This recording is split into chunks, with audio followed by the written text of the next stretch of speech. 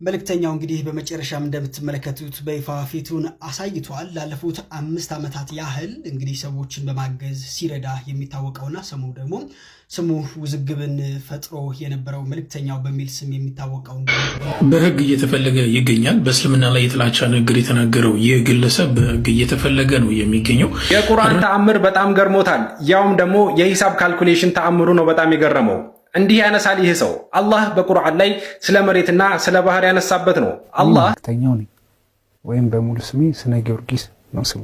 ዛሬ ይፋ የሆነው ስሜ ተሳቢው ረጭ እኔ እንዳልኩ አጀማመሬ ከእግዚአብሔር ጋር በድህነት መጠን 13 ሀገራትን ብቻ በመብለጥ 180ኛ ደረጃ ላይ መቀመጧ ተሰምቷል። ኢትዮጵያ ስጋ ግንኙነት ማድረግ ለወንዶች ጠቃሚ እንደሆነ ሳይንቲስቶች ተናገሩ። ሰሞኑን በአሜሪካ ጆርናል ኦፍ ካርዲዮሎጂ ላይ ታተመ አንድ ጥናት እንደሚያሳየው ሰላም አለይኩም ወራህመቱላሂ ወበረካቱ። ያላዝነት ቸር ሰላም ፍቅር ጤና በያላችሁበት ባልዳንበር ሁሉ ጃማን የዛሬ ቪዲዮአችን ምርጥና ቆንጆ የሪአክሽን ቪዲዮዎች የተመለከትን ከናንተ ከቆይታ ምናደርግ ይሆናል። ለዚህ ዩቲዩብ ቻናል አዲስ ከሆናችሁ ቻናል ሰብስክራይብ እንዲሁም ቪዲዮ ላይክ በማድረግ ነው ሰፖርት ማድረግ ትችላላችሁ። አሁን በቀጥታ ወደ ዛሬ ጉዳያችን እናልፋለን። وقال اركبوا فيها بسم الله مجريها ومرساها የዛሬ ጉዳያችን እንግዲህ ስንመለከት ኡስታዝ ዱንያ ፈተና ናት ይለናል። እስኪ ቪዲዮ እንመልከት። ዱንያ የፈተና ሀገር ናት፣ የምንሸጋገርባት ናት። ዱንያ ላይ የዘላለም ደስታ የለም። ዱንያ ላይ የዘላለም ስቃይ የለም። የዘላለም ደስታ የዘላለም ስቃይ አኺራ ነው። አላህ የዘላለም ደስታ ውስጥ ከሚኖሩት አላህ ያድርገን። ጀነት ነዋ፣ ጀሃነም ነዋ የዘላለም ስቃይ። አላህ ይጠብቀን።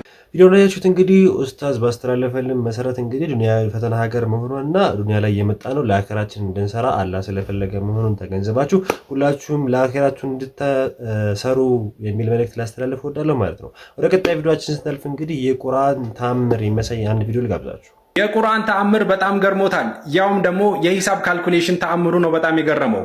እንዲህ ያነሳል ይህ ሰው አላህ በቁርአን ላይ ስለ መሬትና ስለ ባህር ያነሳበት ነው።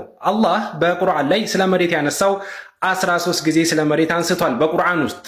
ሌላኛው ስለ ባህር ደግሞ 32 ጊዜ አንስቷል። እዚህ ጋር ነው ተመልከቱ። እንዴት ነው ተአምሩ ብዬ እኔም ወደ ቻት ጂፒቲ ሂጄ ቼክ አደረግኩኝ።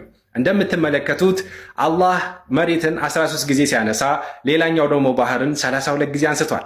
ይህንን ወደ ፐርሰንት መቀየር አለብን። ለመቀየር መጀመሪያ የሁለቱን ውጤት መደመር አለብን። 13 ሲደመር 32 እንደምትመለከቱት 45 መጣ።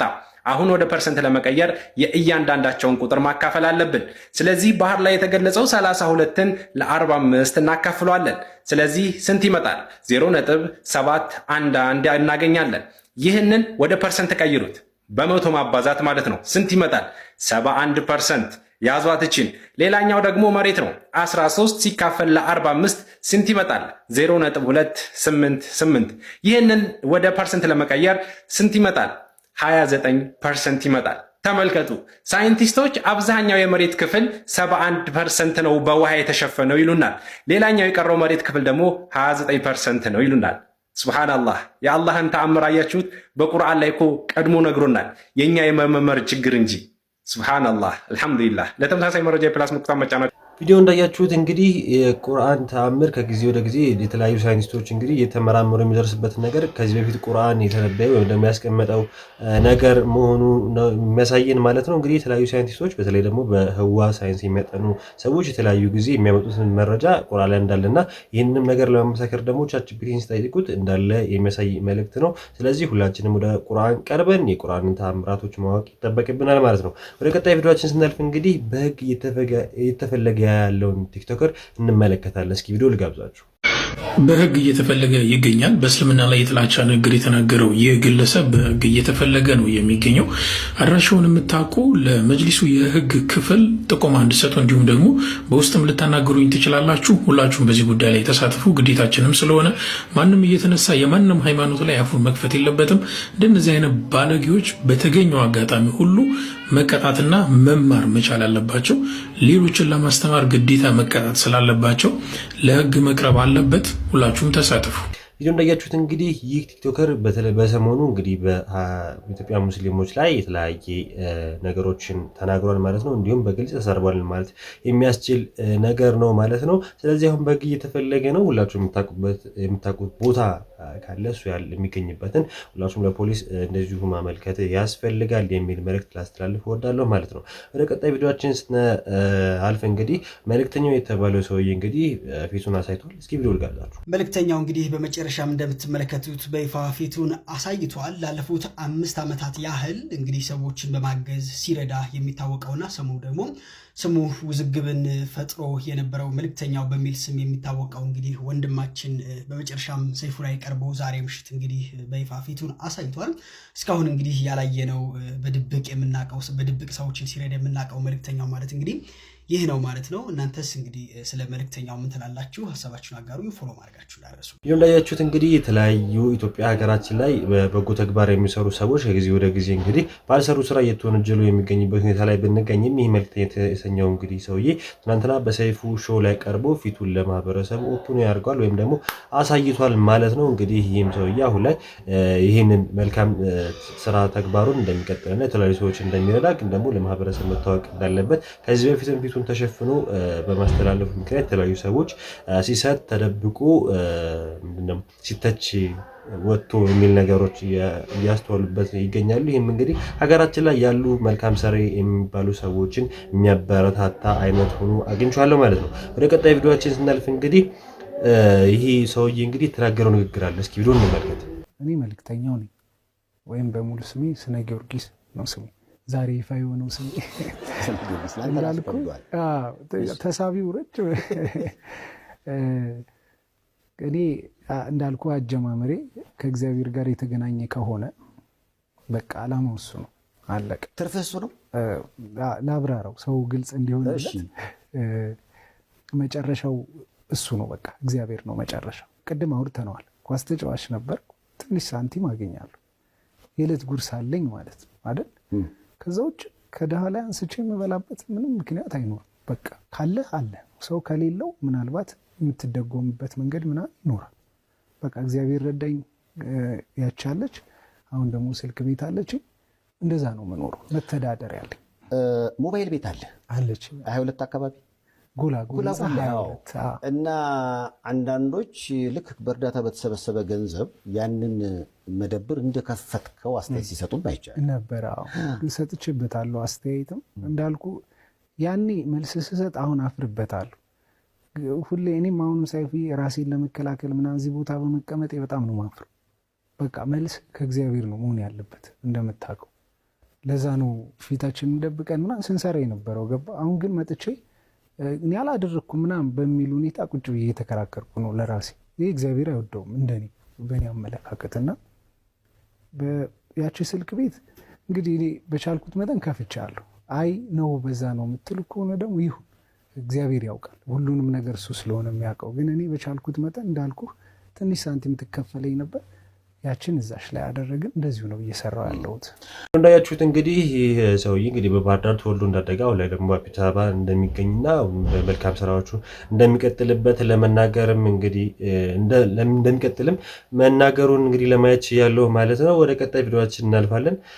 ቀጣይ ቪዲዮአችን ስናልፍ እንግዲህ ኢትዮጵያ ሀገራችን እናገኛለን። እንግዲህ በድህነት ተርታ ከተመደቡ ሀገራቶች እንግዲህ ኢትዮጵያ ስንተኛለት ላይ የሚለውን እስኪ ከቪዲዮ እንመልከት። ኢትዮጵያ በድህነት መጠን 13 ሀገራትን ብቻ በመብለጥ 180ኛ ደረጃ ላይ መቀመጧ ተሰምቷል። ኢትዮጵያ በድህነት ከ193 ሀገራት 180ኛ ደረጃ እንግዲህ መቀመጧ ነው የተሰማው። ሀገሪቱ በዚህ ደረጃ ላይ የተቀመጠችው ዝቅተኛ ደረጃ ገቢ ያለው 129.7 ሚሊዮን ሕዝብ በመያዝ መሆኑን ሪፖርተር ጋዜጣ አስነብቧል።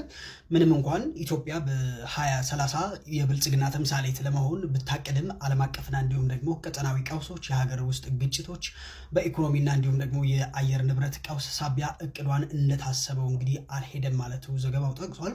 ከነዚህ ችግሮች በተጨማሪም ከአውሮፓውያኑ ከ2018 ጀምሮ ሀገሪቱ በኮቪድ-19 ቫይረስ፣ በድርቅ፣ በጎርፍ እንዲሁም ደግሞ በበረሃ አንበጣና በግጭት ምክንያት እያንዳንዱ ቤተሰብ ለከፍተኛ ችግር መዳረጋቸውን የዓለም የምግብና ፕሮግራም ስትራቴጂካዊ ረቂቅ ሰነድ ያስረዳል። እናንተስ በዚህ ጉዳይ ምን ትላላችሁ? ሀሳባችሁን አጋሩ። ፎሎ ማድረጋችሁ እንዳትረሱ። ቪዲዮ እንዳያችሁት እንግዲህ ኢትዮጵያ ሀገራችን 13 ሀገራቶችን ብቻ በመብለጥ በዓለም ከሚገኙ ሀገራቶች እንግዲህ 180ኛ ደረጃ ላይ ትገኛለች ማለት ነው ኢትዮጵያ ሀገራችን። ስለዚህ ሁላችንም ለድህነት ጠንክረን መስራት አለብን የሚል ሀሳብ ላስተላልፍ እወዳለሁ። በተለይ ደግሞ ሙስሊሙ ማህበረሰብ የተለያየ ስራዎችን በመስራት ከድህነት ራሱን ማራቅ አለበት። እንዲሁም ደግሞ ከድህነት ለመውጣት ዋና መፍትሄ ዱዓ ነው እና ሁላችሁም በዱዓችሁ በርታችሁ እንድትገኙ እንድትጠናከሩ ለማሳሰብ እወዳለሁ ማለት ነው። ወደ ቀጣይ ቪዲዮችን ስናልፍ እንግዲህ ቱርክና እስራኤል ፍጥጫ ላይ ናቸው። እስኪ ቪዲዮ ልጋብዛችሁ።